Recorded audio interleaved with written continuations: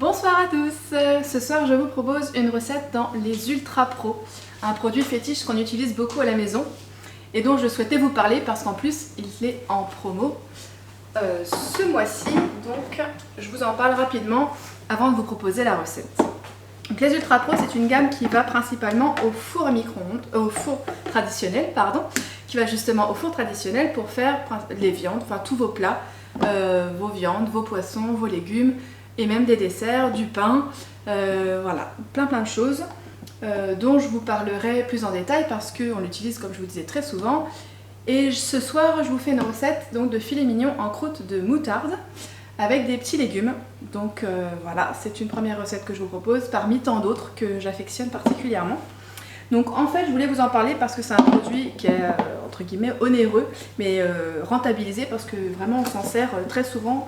Si c'est pas pour dire tous les jours, mais voilà, on peut facilement mettre tous nos ingrédients à l'intérieur et mettre au four et pratiquer autre chose, le sport, le bain des enfants, le rangement de la maison, voilà. Donc les Ultra Pro, donc celle qui est en promo, c'est la 7 litres 5, donc c'est la plus grande, la familiale, qui est à, en gros, à 100 € au lieu de 130, donc ça fait quand même une réduction de 30 €, ce qui n'est pas négligeable. Donc nous on va utiliser la gamme plus petite aujourd'hui parce qu'on n'est que 3 à la maison et que ça nous suffira. Mais ces cocottes elles sont très pratiques parce qu'utilisables dans un sens comme dans l'autre, c'est-à-dire en version bain-marie aussi. Donc le bain-marie c'est avec la seconde base, donc il y a plusieurs tailles. La 3 litres 3 qui va être plus pour les gratins, les cuisses de poulet, des courgettes farcies par exemple. Si on a une très grosse dinde ou deux poulets par exemple, deux poulets fermiers du commerce vont tenir facilement dans cela avec par contre les deux bases. Et donc on peut aussi faire de l'étagé comme ceci ou de l'étagé comme nous allons l'utiliser aujourd'hui dans ce sens. Voilà, donc c'est comme ça qu'on va utiliser nous les cocottes plus petites, donc la formule 3 litres 5 et la 2 litres. Donc à chaque fois on a un couvercle pour deux tailles de cocottes. Ça passe au lave-vaisselle évidemment, ça passe au four donc jusqu'à 250 degrés. Ça peut aussi aller au congélateur si on a besoin éventuellement. Et puis au micro-ondes aussi parce que nous d'ailleurs il y a une pré-cuisson des légumes qui va se faire au micro-ondes. Donc j'ai commencé à préparer les petits légumes pour que ce soit moins long pour vous. J'ai donc commencé à couper la courgette, donc il nous faut à peu près 3 courgettes. Normalement c'est un blanc de poireau mais j'en mets 2 parce que dans la recette initiale il y a du fenouil et je n'aime, on n'aime pas ça le fenouil, donc du coup l'avantage de faire maison c'est qu'on peut faire comme on le sent et donc augmenter ou réduire une quantité d'ingrédients qu'on n'aime pas, qu'on n'a pas envie de mettre. Voilà, donc nous c'est courgettes, poireaux, petites tomates cerises. Et donc pour tout ça il faut donc couper en tronçons de à peu près 1 cm les poireaux, pour pouvoir faire. Hop. Donc j'ai pris pour ça le couteau à tomate. Le couteau à tomate qui va très bien, qui est mon chouchou parmi les couteaux. Je l'utilise pour le poireau, pour les tomates parce que je vais cranter pour la peau fine. Donc c'est tout ce qui est la peau lisse, notamment le poireau, le poivron. Le poireau c'est ce qu'on fait. Les tomates, l'aubergine aussi notamment pour faire des tranches d'aubergine. Il est vraiment très pratique et aussi on l'utilisera après pour couper le saucisson pour l'apéro. Voilà. Donc ça c'est pour le poireau que j'ai déjà coupé. J'en ai déjà coupé un petit peu à l'avance donc j'en avais prévu 2 pour ma recette. Si vous aimez le fenouil, bien sûr mettez du fenouil sans problème. Hop. Les petites tomates cerises c'est pareil, c'est en 2. Hop. Donc il y a 250 g de tomates cerises. Je vous mettrai la recette initiale avec mes petites variantes par la suite. Pour que vous ayez tout le détail à l'écrit, ce sera certainement plus facile pour vous. Donc après vous pouvez tout à fait, la recette initiale dit tomates cerises. Maintenant si vous voulez mettre des tomates, et vous mettez des tomates tout à fait entières et que vous coupez et ça pose aucun problème. Donc j'ai réglé ma mangue au chef sur tranche fine, donc j'ai mis 1 cm. Donc ça suffit amplement. Simplement pour essayer de vous montrer que ça va très vite et que c'est très simple à utiliser. On sent à peine je n'appuie pas sur le bouton poussoir. Je le maintiens uniquement et ça passe tout seul. Vous devez voir en dessous ce qui se passe. Voilà. Hop. Bon, juste dégager un petit peu pour que vous puissiez continuer de voir. Je crois que j'arrive au bout, mais vu que c'est tellement simple encore que hop, je vous en fais plusieurs, histoire de vous montrer aussi comment on place le bouton poussoir, parce qu'il y a une technique. Donc il n'y a pas besoin de couper le petit pédoncule, ce qui nous permet en fait d'éviter les chutes, de faire du gaspillage et d'éviter les chutes de légumes.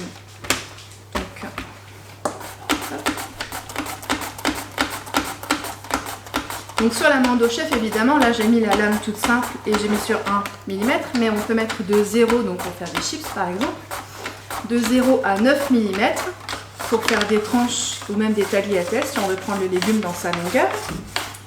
Et si on veut faire des frites ou des bâtonnets, on a deux positions de peigne qui nous permettent du coup de faire aussi d'autres choses. Donc, sur les côtés, on a donc là ici le bouton qui nous permet de régler l'épaisseur des tranches ou des lamelles. Et ici on a les petits peignes, je ne sais pas si vous voyez. Hop. Évidemment, je vais peut-être vous baisser un peu plus, voilà. On peut, voilà, vous voyez, bon, du coup il y a la courgette dessus. Surtout quand on a un coup de téléphone ou quelqu'un qui sonne à la porte, on reverrouille la mando. Comme ça elle est sécurisée. Ça nous évite, vous voyez, je vous disais aussi, le petit tronçon qui sera... Là je pourrais encore en récupérer, mais j'ai des cochons d'Inde assez gourmandes. Et du coup ce sera pour elle. Donc en fait pour positionner le bouton poussoir, bon là c'est facile, ça tient debout. Quand c'est une pomme de terre par exemple, on va la tenir un peu avec ses mains comme ceci et on va appuyer avec les pouces sur le bouton poussoir, hop, et comme ça en fait les 4 pics qui sont à l'intérieur du bouton vont pouvoir maintenir le légume. Hop, je règle sur 1. Alors on peut tout à fait se positionner grâce aux crans qui sont ici sur un saladier ou là sur la mando, sur l'ultra, seulement elle est déjà un peu pleine. Ça va réduire en cuisant évidemment, mais du coup je ne peux pas me permettre de me mettre dessus. C'est ce que j'ai fait tout à l'heure quand j'avais commencé à couper les légumes, j'étais déjà toute à l'intérieur.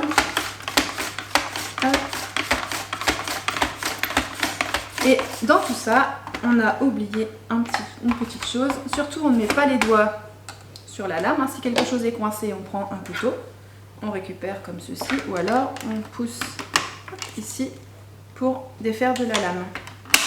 On a terminé avec la mando, je la reverrouille. Hop.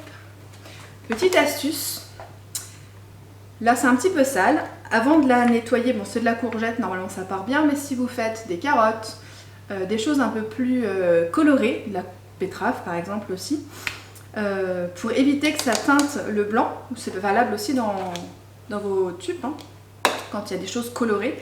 Avant de nettoyer, vous passez un sopalin avec de l'huile qui va enlever, en fait, faire un pré-nettoyage de la mando. Et ça va en fait enlever les pigments colorés avant de s'incruster dans la matière. Une fois que c'est lavé, que c'est incrusté, c'est trop tard. Donc ne le faites pas sur des tubes qui sont déjà tachés de sauce tomate, d'épices, parce que une fois que c'est incrusté, que ça a été lavé dans la matière, ça n'est plus bon. Ah, ça n'est plus bon. Là, vous ne pouvez pas récupérer la couleur. Voilà. Alors nos légumes sont coupés. On a les tomates, les poireaux, la courgette. On va y mettre 2 branches de romarin, 25 ml, donc j'utilise mes petites cuillères mesure qui sont très pratiques, qui vont de 1, 2, 5, 15 jusqu'à 25 ml. Donc là il nous faut 25 ml d'huile d'olive. Donc la mesure se fait à ras-bord, c'est une cuillère rase. Une fois qu'on a fait ça, je fais chauffer un bouillon de légumes dans 100 ml d'eau pour rajouter par-dessus. Et ensuite, on mettra tout à cuire au micro-ondes 5 minutes, le temps de préparer la croûte de notre filet mignon. J'ai fait chauffer mon bouillon dans le micro-cook 1 litre avec 100 ml d'eau que je verse sur les légumes pour ensuite mettre la cocotte avec les légumes, le romarin, l'huile d'olive, du bouillon. Donc 5 minutes à 750 watts au micro-ondes. Donc le Pichet Micro-Cook, un produit merveilleux dont je pourrais vous parler plus tard, mais qui est notamment connu pour la béchamel, la crème pâtissière, la crème anglaise au micro-ondes. Nous allons préparer notre croûte donc de moutarde. Donc la croûte de moutarde, j'ai préalablement fait ma chapelure donc avec du pain dur que j'ai mixé dans l'extra chef. J'ai déjà équeuté le persil, donc une demi-botte de persil, 50 g de chapelure, auquel on va ajouter pour le moment rien du tout puisqu'on va mixer les deux ensemble. Voilà, l'idée c'était de réduire le persil, tout simplement. La chapelure était déjà mixée, on est bien d'accord. Je l'ai faite au préalable. Et donc maintenant on va y ajouter 50 g de beurre en morceaux coupés. Alors ce produit, l'extra chef, donc là il nous sert pour faire la croûte, mais moi je m'en sers aussi énormément par exemple pour faire le crumble, quand je décide de faire un crumble, ce qui m'arrive souvent. Parce que j'ai toujours des fruits à la maison et c'est un dessert qui est assez sympa et qui se fait rapidement. Ma marque de fabrique, c'est ça, je dirais. C'est les choses qui sont faites assez rapidement et qui ont du résultat.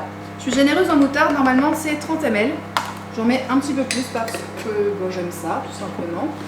Et qu'on n'est pas au gramme près, en tout cas pas dans cette recette. Un œuf.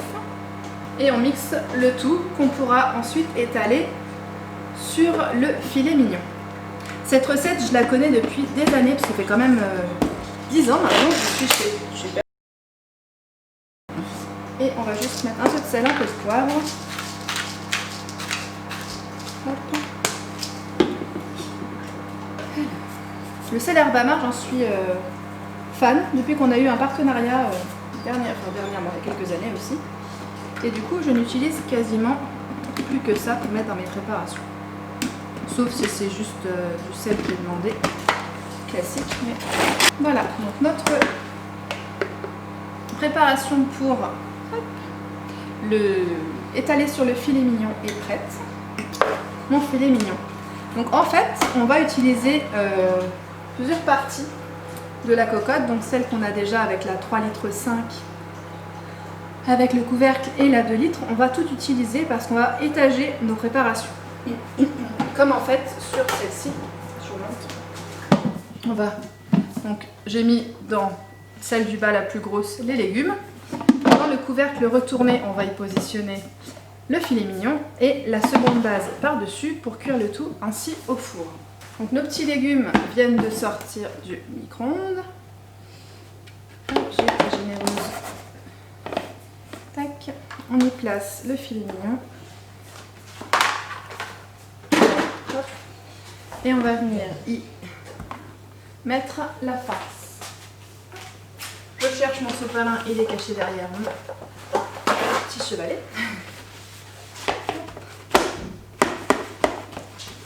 Je suis juste un peu parce que quand c'est humide avec le beurre, ça attache un petit peu moins bien.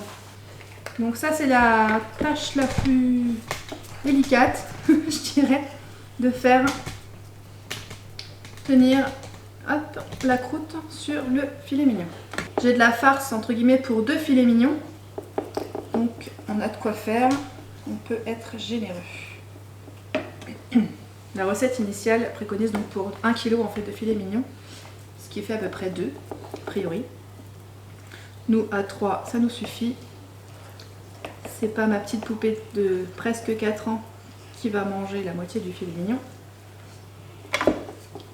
Donc l'idée c'est d'en mettre partout évidemment, de recouvrir en essayant de faire une couche à peu près uniforme partout. Alors évidemment vous me direz si cette recette vous plaît, si vous allez la tester, quand vous l'aurez testée, si elle vous a plu, si vous avez rencontré des difficultés. Je suis là pour aussi pour justement vous conseiller, vous dire ce qu'il en a été, ce que je peux rencontrer moi comme problème aussi, parce que bon c'est vrai que cette recette je la maîtrise un peu. Et tout ça on va l'enfourner. Donc j'ai fait préchauffer mon four avant à 210 et donc on va le mettre au four Donc tout à couvert 30 minutes. Et après on découvrira pour bien que la croûte puisse bien dorer. Même si ça dort un petit peu fermé. Vous verrez, hein, je vous montrerai, le résultat est assez bluffant.